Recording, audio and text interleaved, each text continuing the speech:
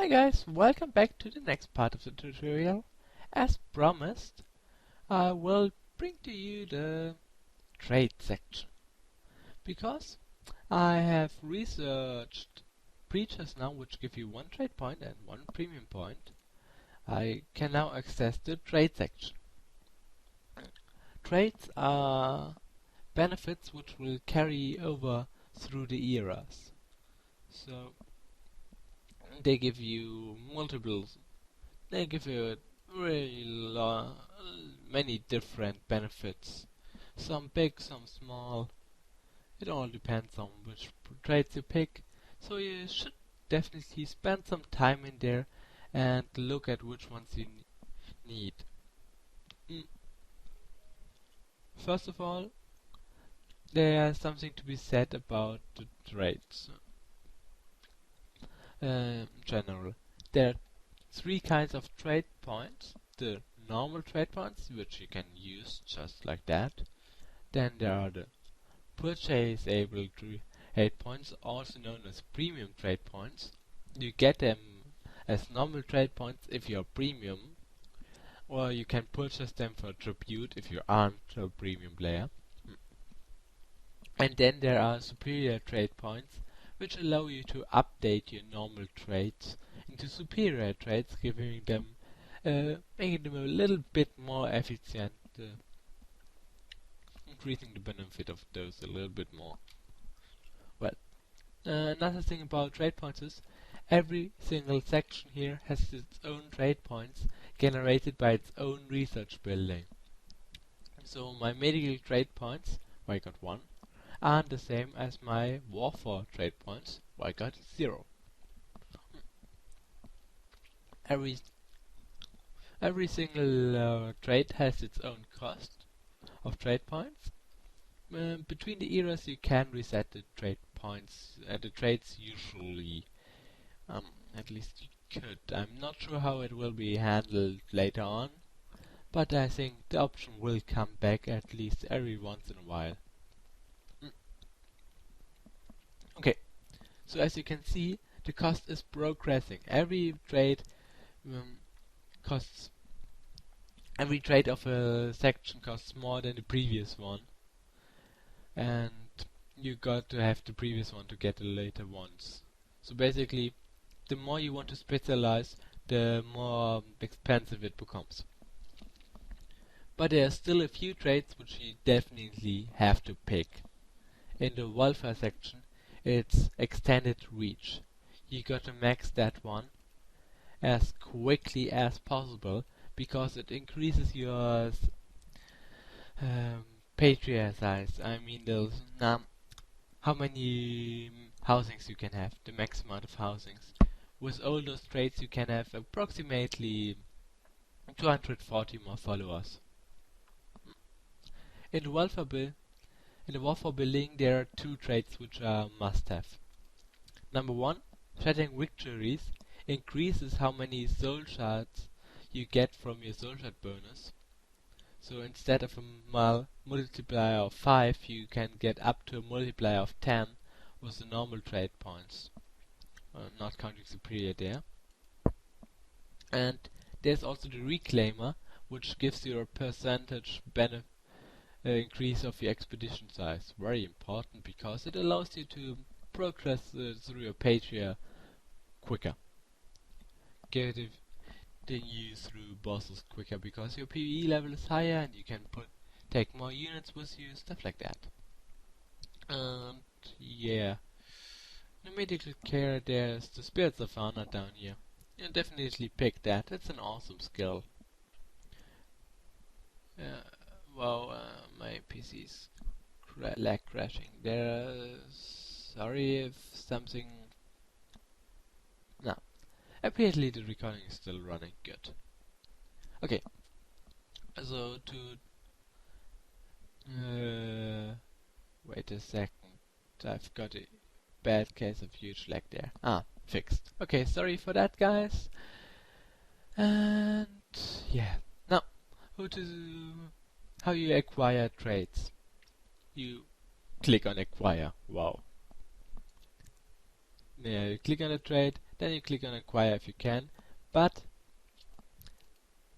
you also need enough available trade points, of course, because I cannot click acquire, but I don't have enough trade points. Too bad.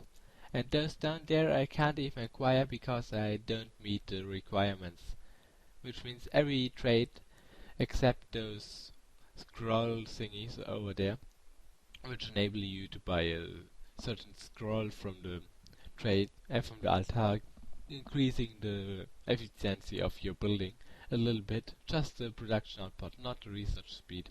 So it's all balanced. Yeah. Apart from that, all trades require another trade to be had. Okay, that covers the trades. Basically, because in a war strategy building you can do whatever, and the other buildings are more advanced and will not be covered. At least not before I've explained them. Someone later. Anyway, as you can see, more followers are coming. I will buy some of them, and so my expedition size. Yeah, I've forgotten the changes to the system. Of course, one of those 7 guys became a recruit, because every 6th follower becomes a recruit, which is pretty awesome for PvP. Anyway, now I've got 120 expedition size thanks to the other bonuses I've got down there. Few of them also count for the training ground. And now we will head straight for the treasure, but as you can see I've got to do some PvE first, but I will cut that out. See you then. And again, a quick interlude. Has been a random spawn, a lesser Nedom spawn. Well, calling it a spawn is kind of stupid when it's already named spawn, sorry for that. Anyway, it's a boss mob. At least it got a boss armor type, which makes it one of the strongest things I've encountered so far. Luckily it's pretty slow. So yeah, pretty slow. It's like it relaxes. It doesn't even care enough to run. Just walks slowly, and it kills your army because every single unit of yours does only half damage against that thing and takes double damage. And it's defeated. Victory! Now, the spawns give 2 things. 1, a lesser Nedom shard. They can be used for items. And 2, the lesser Nedom mark. They are an important quest item. Really important. Put that into your convergence world. It's for an epic collection quest. You need 100 of them and then you can fulfill that quest. Which boils down to about 6 marks per player of your convergence. So it's not that bad. Anyway, moving on. And welcome back. I'm PvE level 12 now because of the increased in the war for building, and the treasure is level 13. So it should be possible. Maybe even easy. We will see. Okay. I'm just going to pick that because, well, I figure my large amount of TPS can't hurt, and wow, huge amount of, yeah. As you can see, many infantry and many assault units. And as you also can see, some of the units are level 5 level lower than the others. And there are 3 different modes which can happen in a treasure map. 1, they call the mobs to the middle there. 2, they don't do anything and stay there. And 3, a few mobs run towards you. That's why you always want to run into this corner as quickly as possible. Okay. Now that mob is simply a pushover because it's so many levels below me. It died now. That one has to be properly tanked. Oh, and I pulled an ad, so I will dissolve it and try to run away with my DL from it, and keep aggro on the DL without him taking too much damage while the footmen and the scouts shoot at it. That's the basic plan there. But I have to be a lot more careful with the next few mobs to not also fail pull them like that. Because as you can see, my DL has taken a lot damage there, and if that happens again, I will most likely not be able to complete the mission. Damn it.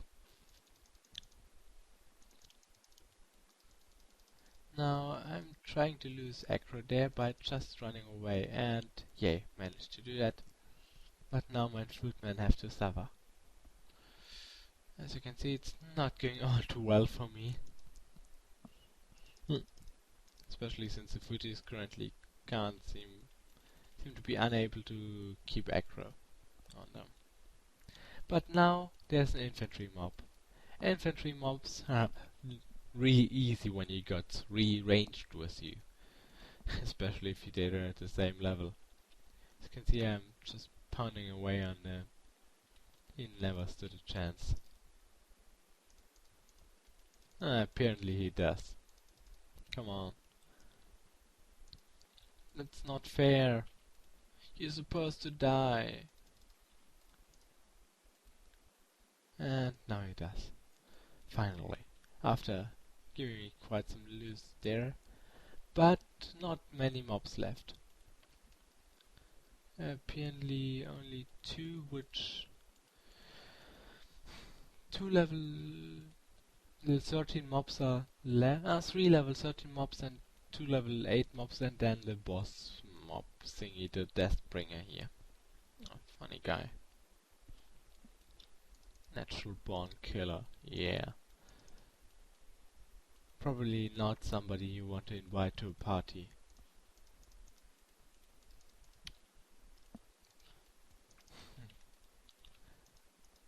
X.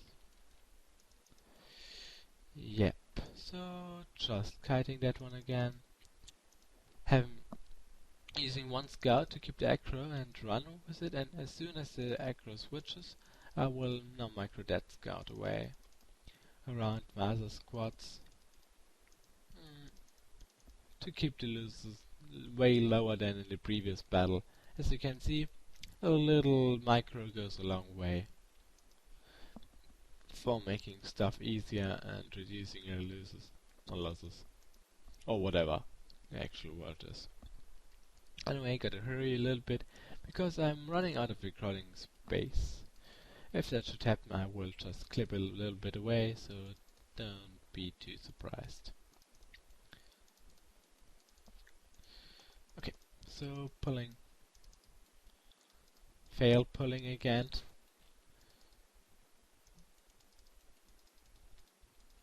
Double fail pull. Yeah. As you can see, it didn't work out too well for me. We'll use the Divine Intervention. Come on. There. Apparently they are a little bit broken right now, but that's why we are in a test phase currently. Not in a real one. And yeah, defeat. Anyway, if I would have succeeded, which you can maybe see that you get more infantry when you try it, or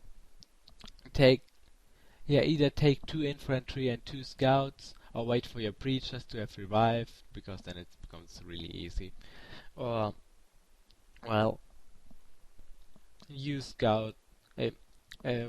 roll the mission again to see if you get more infantry more than assault units, and pull a lot better and you're fine. Anyway, treasure give a lot of soul shards, and they also give you resources, so they are very important, especially in the early part of the game. Yeah, and that's just this part of the tutorial. I will not cover that treasure again, probably. Next time we will see the like my channel. See you then!